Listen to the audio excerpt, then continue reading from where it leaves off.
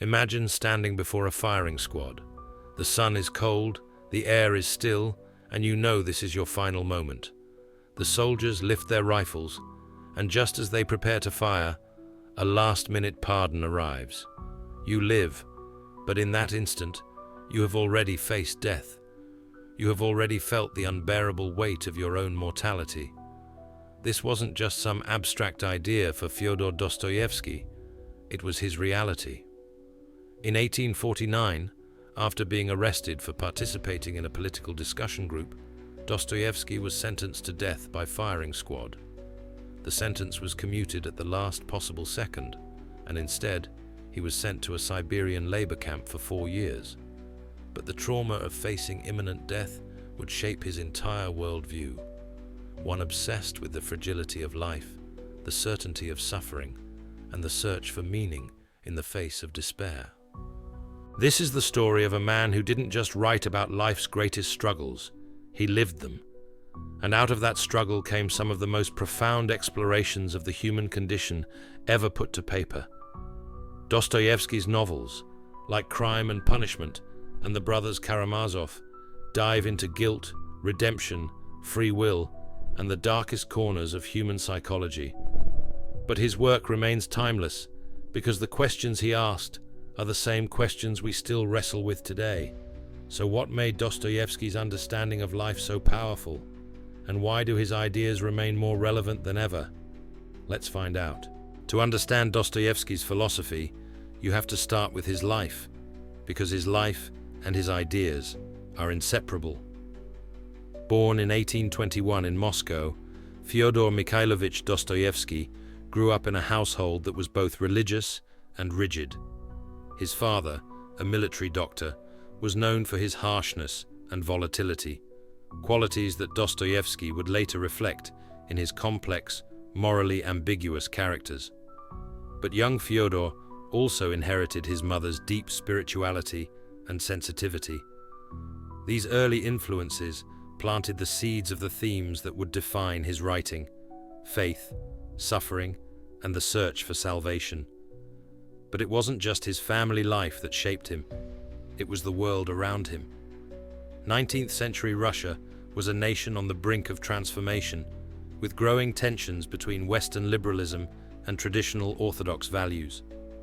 Dostoevsky found himself caught between these forces, drawn to both the rationalism of European thought and the spiritual depth of Russian orthodoxy. This inner conflict would become a defining feature of his work.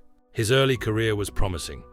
His first novel, Poor Folk, was a success, earning him recognition in literary circles. But it was his involvement with the Petrushevsky Circle, a group of intellectuals discussing political and social reform, that changed his life forever. When the group was accused of subversion, Dostoevsky was arrested and sentenced to death. The last-minute commutation of his sentence and his subsequent exile to Siberia broke him and rebuilt him. It was in Siberia that Dostoevsky saw humanity at its most raw and brutal. Surrounded by murderers, thieves, and outcasts, he experienced the depths of human suffering. And yet, in that darkness, he also found compassion, resilience, and faith. This period would shape his belief that true understanding of life comes only through suffering, a theme that would echo through all his work. For Dostoevsky, suffering wasn't just an unfortunate part of life, it was essential to understanding it. In his eyes, suffering reveals who we really are, stripping away illusions and forcing us to confront our true nature. Take Crime and Punishment. Raskolnikov, the novel's tormented protagonist, believes himself to be above morality. He commits a brutal murder, convinced that his intellectual superiority justifies his actions. But the guilt that follows slowly destroys him, unraveling his rationalizations and exposing his fragile humanity. It's only through intense suffering, physical, emotional, and spiritual, that Raskolnikov begins to seek redemption. Dostoevsky's message here is clear. There is no growth without suffering, no wisdom without pain. It's a harsh idea, but one that resonates deeply with anyone who's faced real hardship. In a world obsessed with comfort and convenience, Dostoevsky reminds us that the most profound truths often come from our darkest moments. But suffering isn't just about pain, it's also about transformation. In The Brothers Karamazov, Ivan Karamazov wrestles with the problem of evil, questioning how a just God could allow so much suffering in the world. His philosophical despair leads him to reject faith entirely. And yet, it's through the suffering of others that his brother Alyosha finds love and spiritual clarity. Dostoevsky suggests that while suffering may seem senseless, it's also the crucible in which empathy, faith, and redemption are forged. Few writers explore guilt as powerfully as Dostoevsky. His characters are haunted by their actions, consumed by remorse, and driven toward self-destruction. But they're also searching for redemption.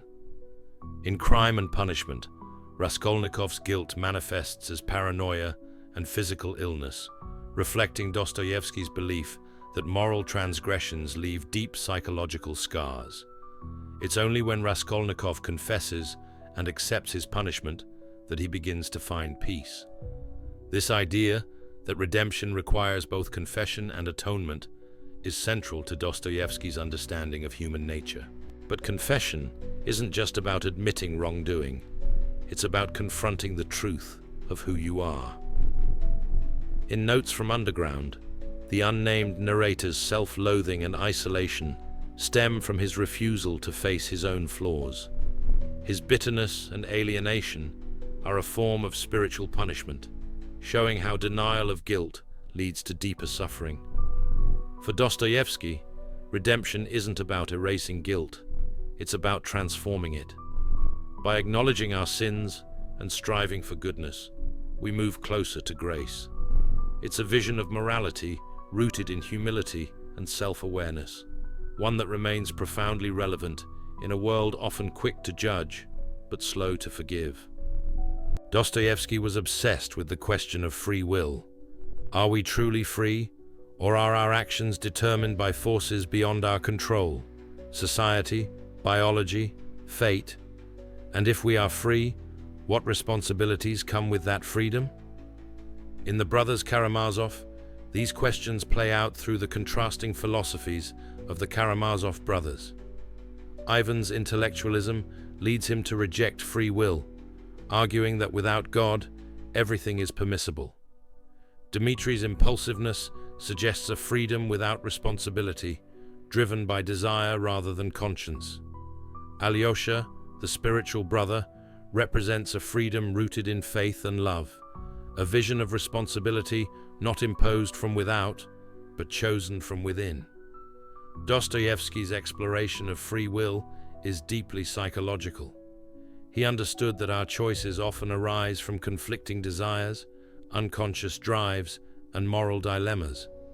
But he also believed that true freedom requires taking responsibility for those choices, even when the cost is suffering. So why does Dostoevsky still speak to us today? Because his work confronts the questions we can't escape. Why do we suffer? How do we find meaning? What does it mean to be good? And why is it so hard? In an age of quick fixes and easy answers, Dostoevsky's insistence on the importance of suffering, guilt, and moral struggle feels radical. He reminds us that life's most profound truths often come at the greatest cost, and that facing our own darkness is the first step toward understanding the light. But more than that, Dostoevsky offers hope. His characters may be broken, tormented, and lost, but they're also capable of redemption.